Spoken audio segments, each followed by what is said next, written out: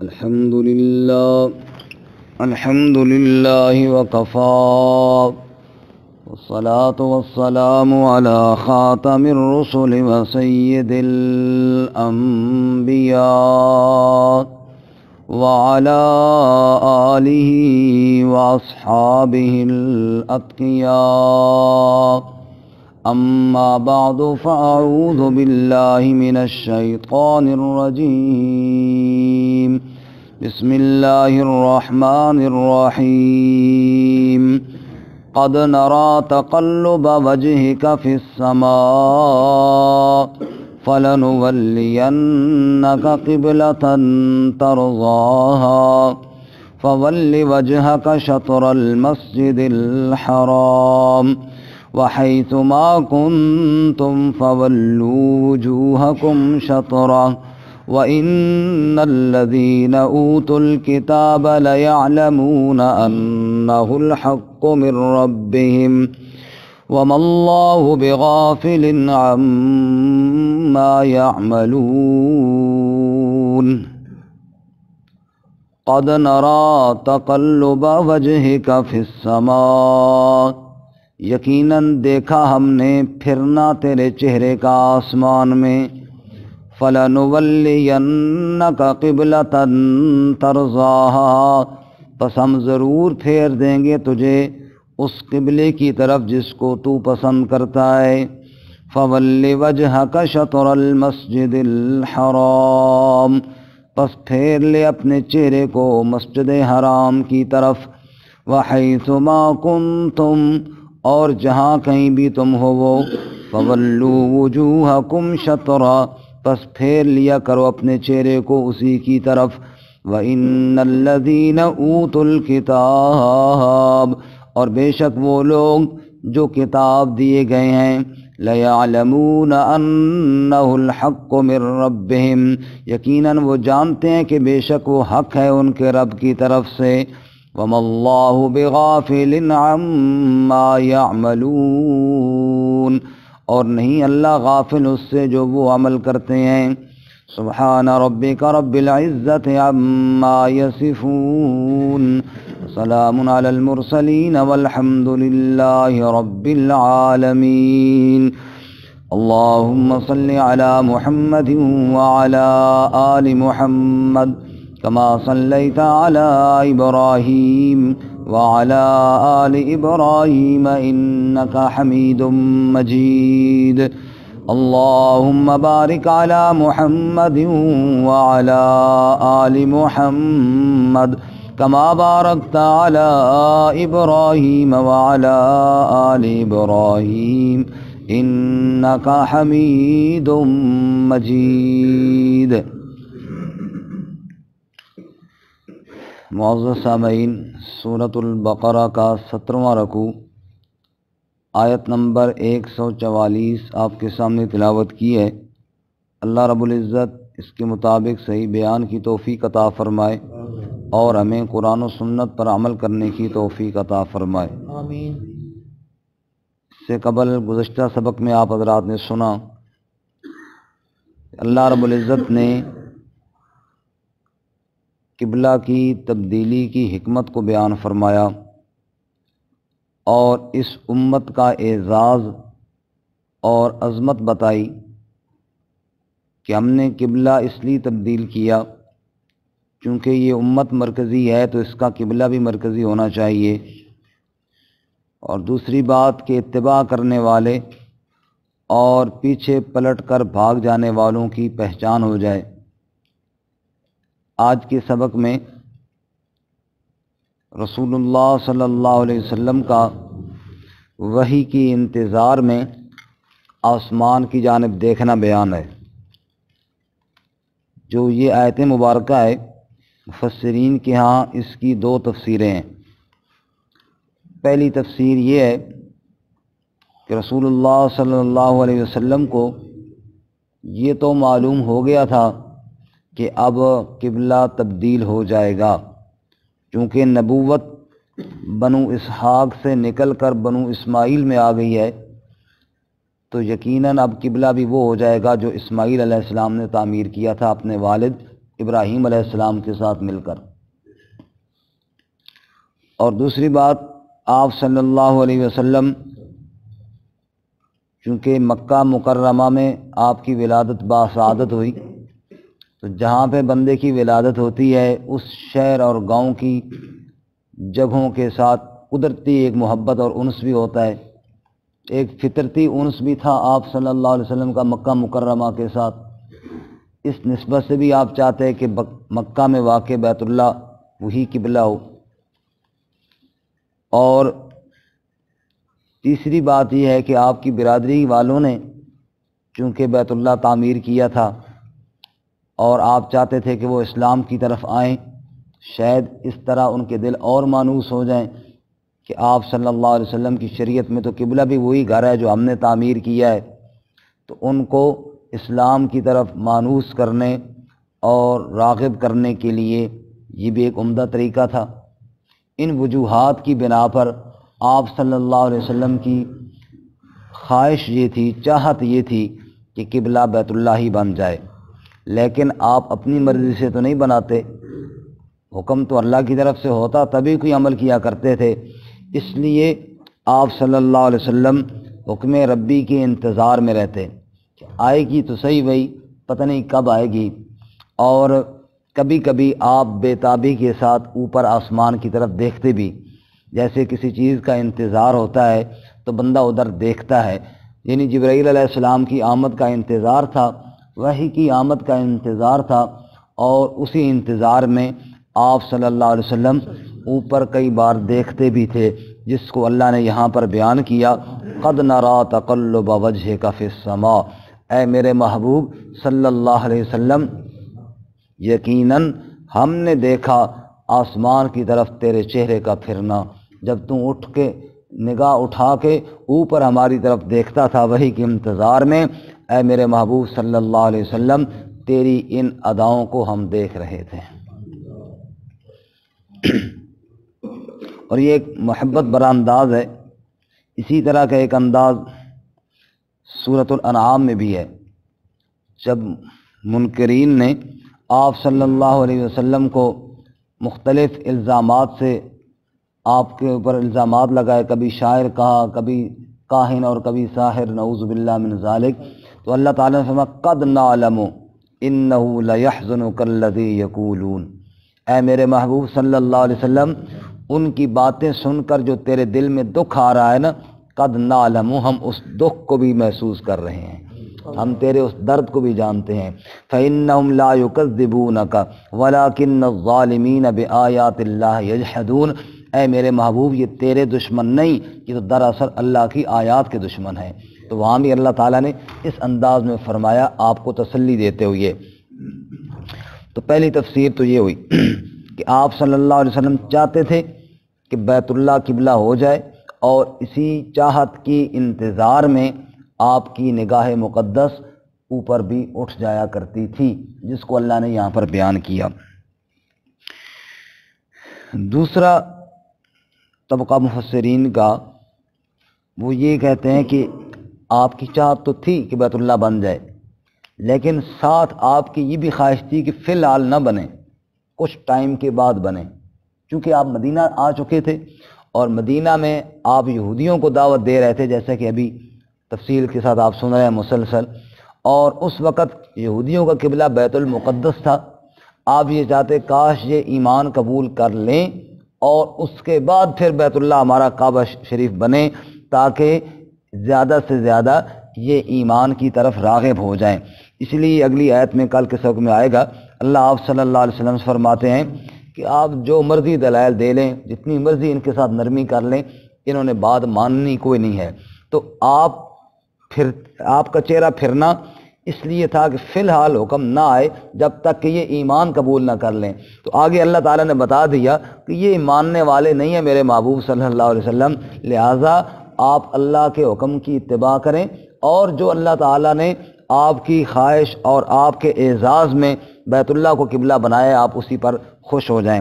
بہرکیف آپ صلی اللہ علیہ وسلم کا آسمان کی طرف چہرے کا اٹھنا یہ اللہ تعالیٰ نے یہاں پر ذکر فرمایا ہے، اور یہ آپ صلی اللہ علیہ وسلم کی عظمت اور فضیلت کی دلیل بھی ہے۔ فرماتے ہیں قد نرا تقلب وجہک فی السماء، یقیناً دیکھا ہم نے تیرا پھرنا تیرے چہرے کا آسمان میں، یعنی آسمان کی طرف اوپر تیرے چہرے کا اٹھنا یہ ہم نے ضرور دیکھا ہے۔ رسول اللہ صلی اللہ علیہ وسلم کا چہرہ مقدس اتنی عظمتوں والا ہے کہ اللہ نے اس کا لحاظ رکھ کر قبلہ تبدیل فرمایا۔ اس لیے اس مقدس چہرے کا لحاظ امت کو بھی کرنا چاہیے۔ جس چہرے کا لحاظ اللہ کے ہاں اتنا زیادہ ہے کہ وہ چہرہ اوپر اٹھے تو اللہ قبلہ تبدیل کرے، امت کو بھی اس چہرے کا لحاظ کرنا چاہیے نہیں کرنا چاہیے؟ اور امتی نبی پاک صلی اللہ علیہ وسلم کا وہ جناب صبح اٹھ کے پہلا کام یہ کرے کہ نبی پاک صلی اللہ علیہ وسلم کے چہرے کے خلاف اپنا چہرہ بنائے۔ ہے افسوس کی بات یا نہیں؟ بہت بڑی افسوس۔ دنیا کی زندگی چند روزہ زندگی ہے، اور دنیا کی خواہشات بھی بہت مختصر سی ہیں، لیکن پتہ نہیں کیا ہو گیا ہے امت کو کہ نبی پاک صلی اللہ علیہ وسلم کا نام بھی لیتے ہیں، آپ صلی اللہ علیہ وسلم سے محبت ہے بھی صحیح، آپ کی محبت میں سر کٹانے کے لیے بھی تیار ہیں، لیکن آپ کی محبت میں چہرے پہ 4 بال رکھنے کے لیے تیار نہیں ہیں۔ افسوس کا مقام ہے کہ نہیں؟ حالانکہ رسول اللہ صلی اللہ علیہ وسلم نے واضح حکم دیا ہے اوفوا اللحا واحفظوا الشوارب، کہ داڑھی کو بڑھاؤ اور مونچھوں کو کٹاؤ۔ اور رسول اللہ صلی اللہ علیہ وسلم نے یہ بھی فرمایا کہ آسمان پر جو فرشتے ہیں نا، جو اللہ کی تسبیح بیان کرتے ہیں، ان میں ایک جماعت فرشتوں کی ایسی بھی ہے جو یہ شعر پڑھتے ہیں، یہ تلبیہ پڑھتے ہیں، اس انداز میں اللہ کی تعریف کرتے ہیں، کہتے ہیں سبحان من زین الرجال باللحا وسبحان من زین النساء بالزوائب، پاک ہے وہ ذات جس نے مردوں کے چہروں کو داڑھی کے ذریعے زینت بخشی ہے، اور پاک ہے وہ ذات جس نے عورتوں کو سر کے بالوں اور میڑیوں کے ذریعے فضیلت بخشی ہے۔ معلوم ہوا فرشتے بھی جانتے ہیں کہ مرد کا حسن داڑھی میں ہے اور عورت کا حسن سر کے بالوں میں ہے۔ عورت یہ ٹینڈ کرا کے آ جاوے، اللہ نہ کرے جی،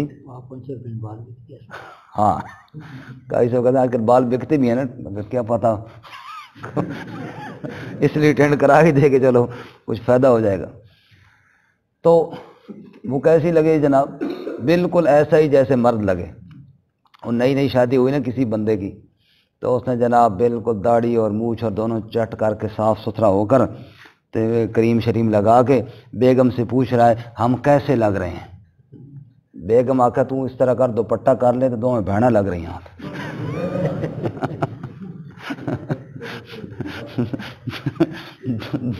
دونوں کی لگ رہی ہیں، بہنا لگ رہی ہیں۔ چہرہ رسول صلی اللہ علیہ وسلم ہی خوبصورت ہے، اس کے علاوہ خوبصورتی نہیں ہے۔ مرد کا حسن داڑھی کے اندر ہی چھپایا ہے اللہ تعالیٰ نے، اور اگر یہ حسن نہ ہوتا تو رحمت کائنات صلی اللہ علیہ وسلم کے چہرے پر نہ ہوتی۔ جب آپ صلی اللہ علیہ وسلم کے چہرے مقدس پر تھی، اصحاب رسول کے چہروں پر تھی، تو یقیناً یہ حسن والی چیز ہے۔ اس لیے ہمیں دھوکہ لگ گیا ہے، ہمیں سمجھ نہیں آئی، ہم نے کسی اور چیز کو حسن سمجھ لیا ہے، حالانکہ حسن اور خوبصورتی اسی چیز میں ہے جو اللہ نے اپنے محبوب صلی اللہ علیہ وسلم کو عطا فرمائی۔ خیر، قد نرا تقلب وجہک فی السماء، یقیناً ہم نے دیکھا آپ کے چہرے کا آسمان میں پھرنا، فَلَنُوَلِّيَنَّكَ قِبْلَةً، پس ہم یقیناً آپ کو پھیر دیں گے اس قبلے کی طرف، ترضاہا، جس کو آپ پسند کر لیں گے۔ پہلی تفسیر کے مطابق جس کو آپ پسند کرتے ہیں، جو چاہتے ہیں آپ قبلہ، ہم وہی قبلہ آپ کو دے دیں گے۔ اور دوسری تفسیر کے متعلق ہم آپ کو وہ قبلہ دیں گے جس کو ان قریب آپ پسند کرنا شروع کر دیں گے۔ اب حکم آیا جی، فَوَلِّ وَجْهَكَ شَطْرَ الْمَسْجِدِ الْحَرَامِ، پس پھیر لے اپنے چہرے کو مسجد حرام کی طرف۔ اب یہاں پر دیکھنا، مسجد حرام تو بیت اللہ کے ساتھ ہے نا، ذکر اس کا کیا ہے، کعبۃ اللہ کا نہیں کیا، اس لیے کہ پورے عالم کا قبلہ ہے نا. اب وہ کعبہ تو ایک چھوٹا سا مکان ہے، اب سارا عالم شاید تھوڑا آگے پیچھے ہو جائے تو مسجد حرام کا بتایا، مطلب اس جہت کی طرف آپ رخ کر لیں. تھوڑا بہت کمی بیشی ہوئی تو اللہ تعالیٰ معاف فرمائیں گے، اس لیے مسجد حرام کا ذکر فرمایا. فَوَلِّ وَجْهَكَ شَطْرَ الْمَسْجِدِ الْحَرَامِ، پس پھیر لیجئے اپنے چہرے کو مسجد حرام کی طرف. یہی وجہ ہے کہ جب ہم مسجد حرام میں جائیں گے نا انشاءاللہ تو وہاں جو ہمارا رخ ہوگا وہ بالکل کعبے کی طرف ہوگا، عین کعبہ. وہاں پہ صفیں گول بنی ہوئی ہیں اور یہاں سے ہمارا رخ مسجد حرام کی طرف ہے. عین کعبہ پتہ نہیں ممکن ہوتا ہے ہو بھی جاتا ہوگا اور بعض دفعہ شاید تھوڑا بہت آگے پیچھے بھی ہو جاتا ہوگا، اس لیے اللہ تعالیٰ نے عین کعبہ نہیں فرمایا بلکہ شطر المسجد الحرام، مسجد حرام کی طرف اس رخ پر منہ کر کے کھڑے ہو جاؤ، اس رخ کی طرف اپنا چہرہ پھیر لو، باقی انشاءاللہ اللہ تعالیٰ قبول فرمائے گا. وَحَيْثُ مَا كُنْتُمْ فَوَلُّوا وُجُوهَكُمْ شَطْرَهُ، اور جہاں کہیں بھی تم ہو پھیر لیا کرو اپنے چہروں کو اسی کی طرف.